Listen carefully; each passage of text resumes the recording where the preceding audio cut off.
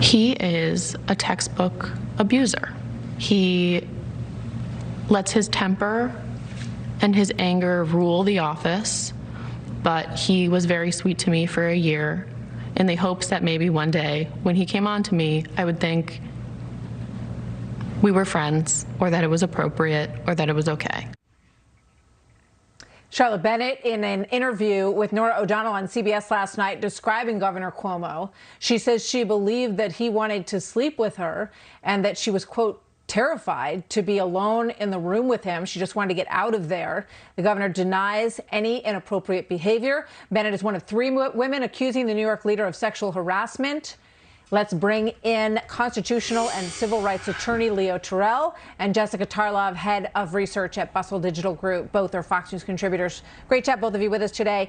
Leo, as you listen to Ms. Bennett, do you think that there is a crime here, a prosecutable crime here? I think from a civil side, she has a classic, in my opinion, a perfect civil rights case on sexual harassment. Martha, let me be very clear. Governor Cuomo is not an assistant manager at a restaurant. He's governor of one of the most powerful states in the country. And that woman on that interview was credible, tremendously credible. She's already made a statement. And the standard is very simple. A reasonable person would be intimidated by the tremendous amount of influence that Governor Cuomo has. So I'm telling you, from a civil standpoint, she has a powerful civil rights lawsuit for sexual harassment. No question about it. It's also fairly recent, and she documented it with text messages right after the event, explaining what he said. So she has some documentation here, which will be helpful to her case, no doubt, as well. Jessica, I'm interested in what you think about the fact that she's being represented by Deborah Katz, who is a well-known attorney along these lines. She represented Christine Blasey Ford. She also has a PR firm that is putting out statements on her behalf. That seems to be the way that these things work now. So that sort of tells us that there is an effort out there to go after this governor, Andrew Cuomo. Do you think that politically he survives this?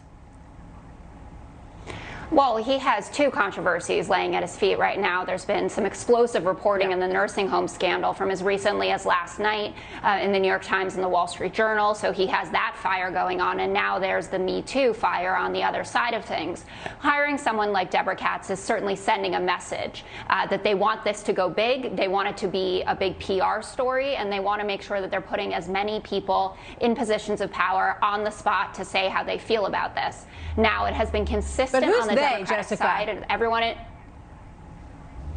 the accuser and Deborah Katz's firm, that they want to make this as much of a public ordeal as possible, and frankly, absolutely every right to. I agree with Leo that it sounds like this young woman's story is credible, and having listened to Governor Cuomo's press conference a few days ago, though he did get to the almost crying part of it, it did sound like he wasn't denying necessarily a lot of the situations that are textbook sexual harassment. He's an incredibly powerful person. You could argue the most powerful state in the country, maybe California ahead of that, and it would make anyone feel intimidated, let alone someone with that tremendous of an age gap and in terms of her role as well. Leo, you're shaking your head on a number of the points being made here. Yeah, what are you thinking? I'm hurt and I'm bothered by Jessica gave a nice speech as a press secretary. Let's be clear about this. Let's forget the politics. This is wrong. This governor did something wrong, and the Democrats have tape on their mouth. The White House, Joe Biden, on the first day, Martha and Jessica said, I'm going to fire anyone who intimidates or harasses. Kamala Harris has said nothing about this, but she was front and center on the Kavanaugh. Let's just forget politics. This is wrong. The White House is wrong for not speaking out. Kamala Harris is not wrong. And every woman, regardless of party and affiliation, this is wrong. And say it. Let's say it loud and clear. This is absolutely wrong, period. Jessica. So I'm with you, Leo. If these allegations turn out to be true, they are 100% wrong. But there is no tape on the mouths of the White House, Nancy Pelosi, Chuck Schumer. They have all been supportive of Letitia James's independent investigation into Governor Cuomo's actions. And if we're so into saying things are wrong, will you say Donald Trump? No, Leo, don't owe me. And I appreciate the compliment that I sounded like a press Trump. How did he get in here? How did Trump get in here? No. How did Donald Trump get in here? Because if it's wrong, Because if it's wrong, then it's wrong for a man who has over a dozen allegations of sexual harassment, Can I mention a guy rape, named Leo. Bert Kavanaugh? Bert Kavanaugh? Bert Kavanaugh, I am going to give you this because the Democrats were like pariah with Bert Kavanaugh. So come on, Jessica. Bert Kavanaugh. No. Story. They went after him with no evidence. We got to go. Leo, thank you. Jessica, thank you. I would just say that, you know, where any of these things are concerned, I feel like, you know, there's always sort of a, it gets laid out and everyone in the public forum, including us as well, makes their sort of judgment about whether or not a person is guilty. And we have said many times on this show that everybody deserves due process and he deserves to have his side of the story told.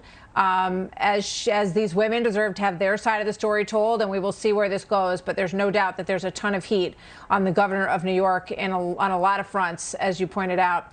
Thank you, Leo. Good to see you as always. Jessica Tarlov, good to see you as always. Thank you both. Thank you, Martha.